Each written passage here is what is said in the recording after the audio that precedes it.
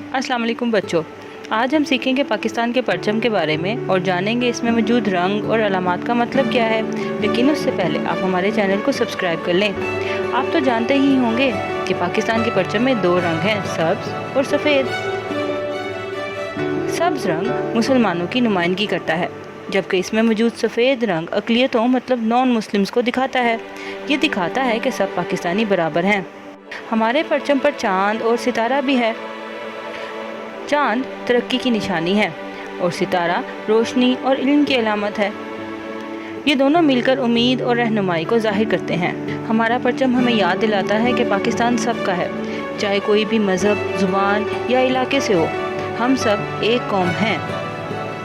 तो बच्चों, पाकिस्तान के परचम का मतलब ये है: सब्ज़ रंग मुसलमानों के लिए, सफ़ेद रंग अक़लियतों के लिए, चाँद तरक्की के लिए और सितारा रोशनी और इल्म को ज़ाहिर करने के लिए। ये परचम हमें इत्तेहाद, ईमान और कुर्बानी की याद दिलाता है। जब हम इसे देखते हैं तो हमें अपने वतन से मोहब्बत और फ़ख्र महसूस होता है। पाकिस्तान जिंदाबाद।